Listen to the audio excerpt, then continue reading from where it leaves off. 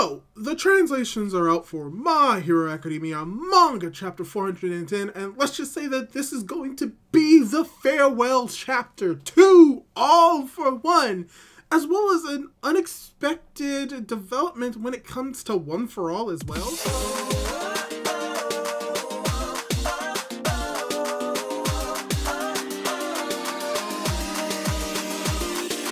Yeah, something massive happens with Deku and Tomura in this chapter, and you'll get to see what that is, but first, right after this.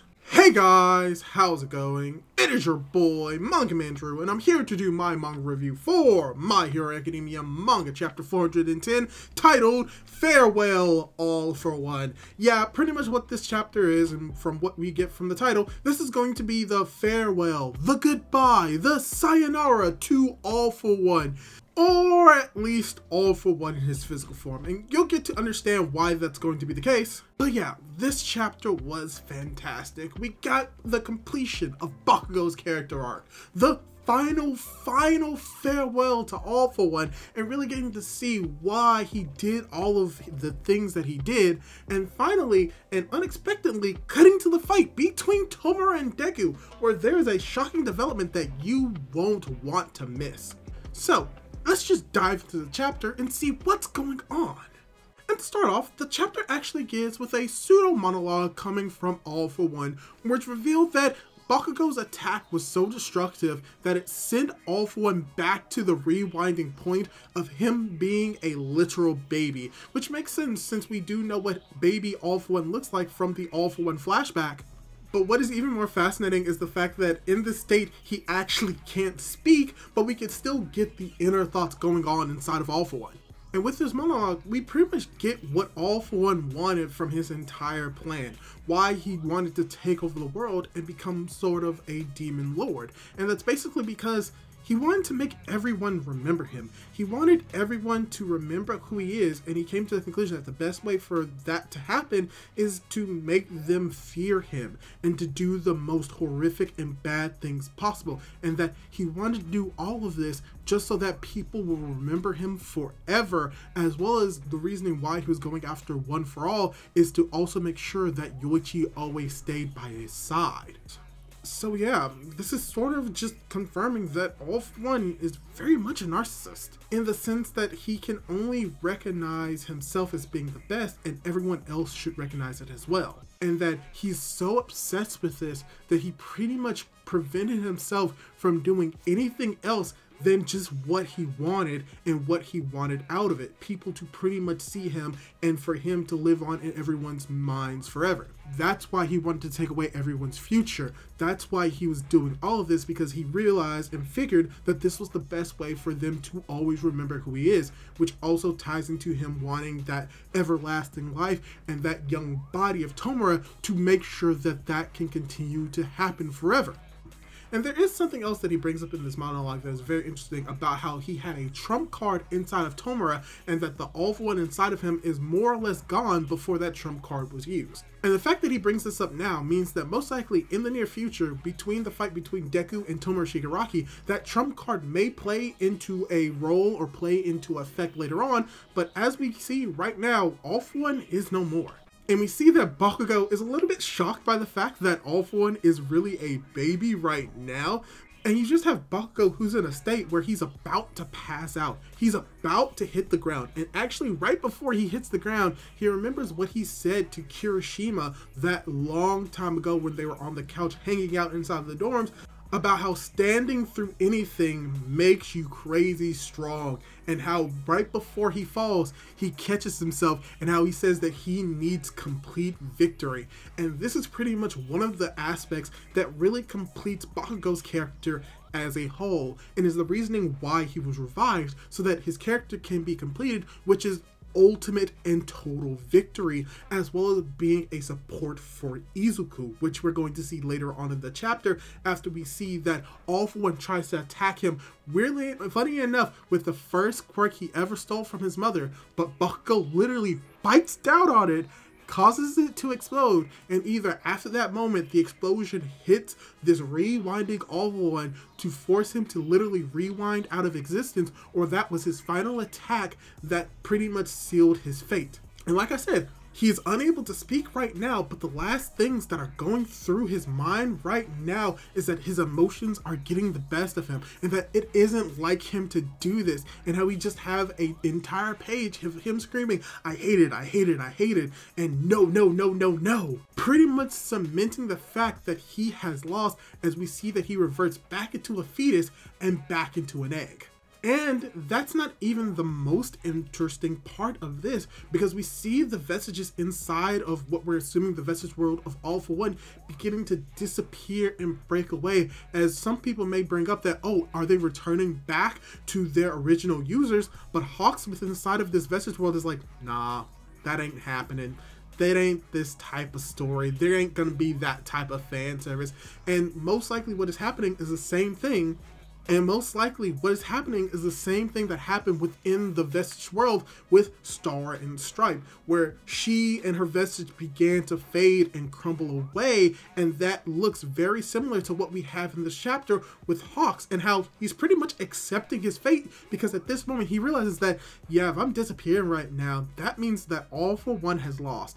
And we just see him smirk, because that pretty much confirms that, yeah, we did it. We defeated All For One. And just the final panel of this fight is just Bakugo with his arm raised in the air, very much symbolic to what we saw with Endeavor and what we saw with All Might, as a way of showing that he has won, which is pretty much going to be what's going to happen with Izuku as well, as he says, do your best, Izuku, which is also very important, because Izuku needs people to tell him that he just needs to do his best, but also is going to be hinting at the idea that Izuku is most likely going to win the fight against Tomura Shigaraki, and we're going to get a little bit of hints of how that might happen. But when he wins, he's going to win with his arm in the air raised up, like the other heroes that he looks up to.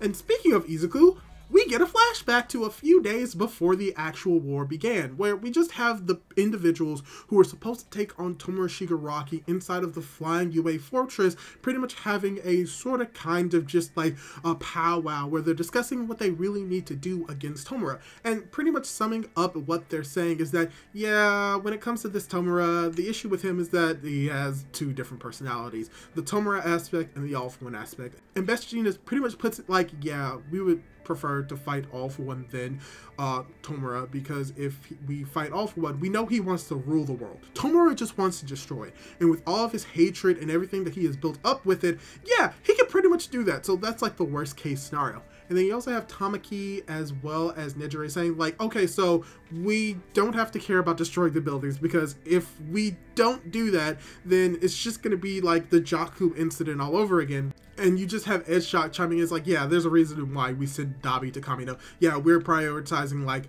the people's future over like some stupid buildings. So this is really just showing how the heroes are really changing how they're battling in this. Typically heroes are supposed to like save the people and preserve the buildings, but right now they're just worried about like preserving the future. So those smaller things are going to be of little to no importance, such as the buildings themselves.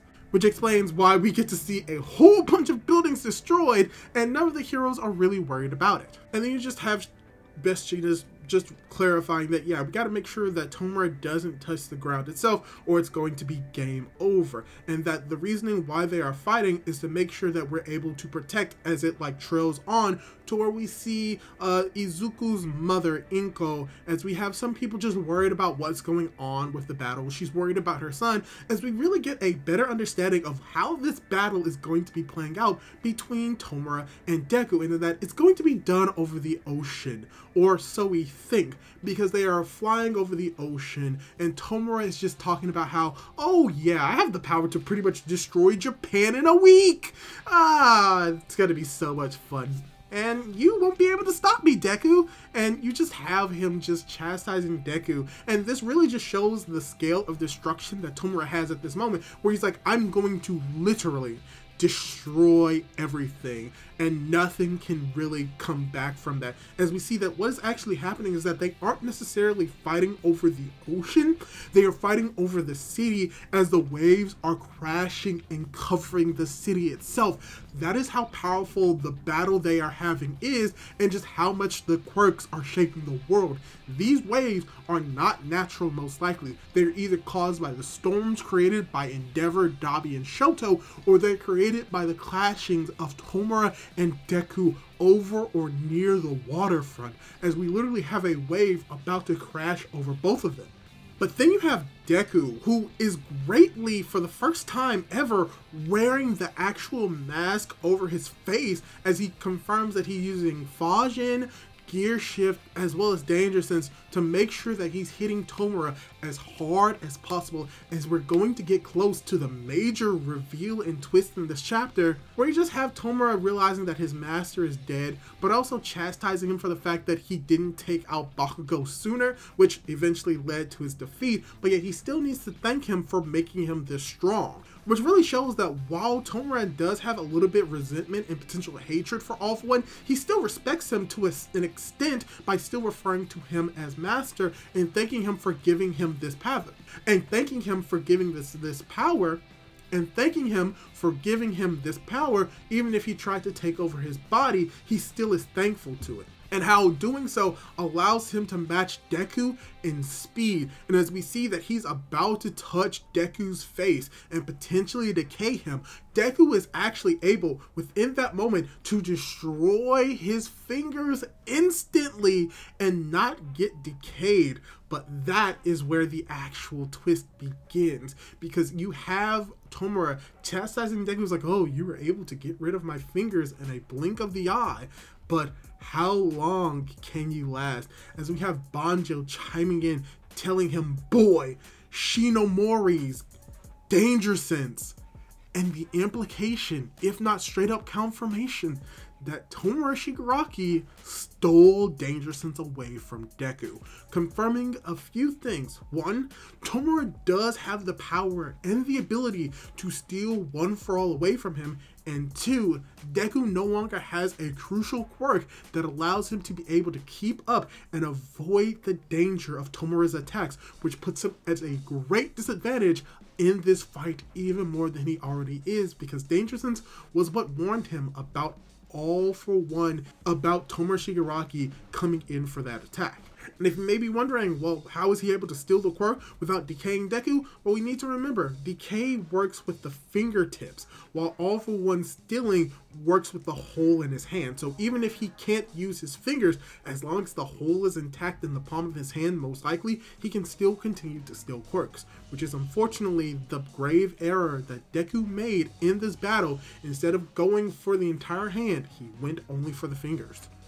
And yeah, that's pretty much how the chapter ends, and that is going to be something that we're going to have to deal with within the next chapter. And let me just say, once again, I really enjoyed this chapter. I thought this was an amazing chapter to end the year on. We're starting to see more of the fight between Deku and Tomura. We saw the conclusion of the fight between Bakugo and All For One, or to be more specifically, all of the heroes against All For One, and finally seeing his confirmation of death, as well as that cool flashback where we get to see some of the characters theorizing and crafting a plan, which pretty much sums up the idea that what the heroes need to do is protect the people's future and to make sure that they have a future to actually look forward to. So all of that is great, and I loved how it was done in this chapter. And what I think is going to be happening within the next chapter or so, which we may not be getting until the beginning of next year, so around the 16th of January, well, I think that a few things are probably going to happen. One, we're going to see a lot more of the fight between Tomura and Deku,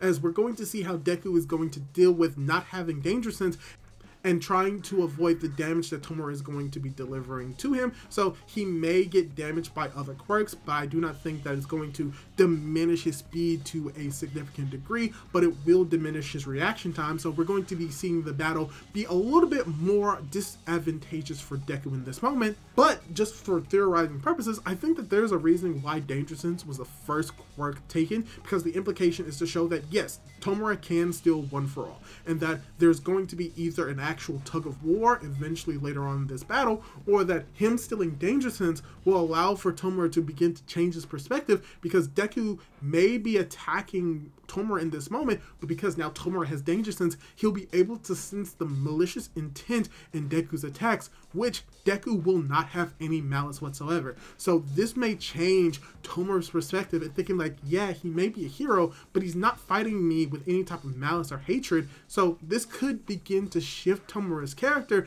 as well as building up to the potential idea that Tomura steals all of the quirks and even One for All away from him, but by doing so, Deku is able to communicate with Tomura with inside of the world of One for All and All for One, and that could be the way that he's able to defeat him without necessarily beating him or killing him with his own bare hands, and being able to save the child inside of him. So yeah, I think that would be pretty much what this chapter is doing. Not just a conclusion, but set up for what we're going to be getting in the next chapter. And when that happens, potentially we could also be cutting over to what's happening with Shiro, Kumo, Present Mike, and Aizawa, who we haven't seen a lot of, but that plot point also needs to be continued, as well as the potential of what's going to be going on with Sero. But yeah, that's all I really have to say for this chapter review. Let me ask you about the chapter. Did you like it? Did you dislike it? And did you think that All for One is actually down for the count? Leave your thoughts down below, and don't forget to subscribe to my YouTube channel for more content like this. Do all that cool jazz, and hopefully I'll be able to catch you in my next video. Goodbye!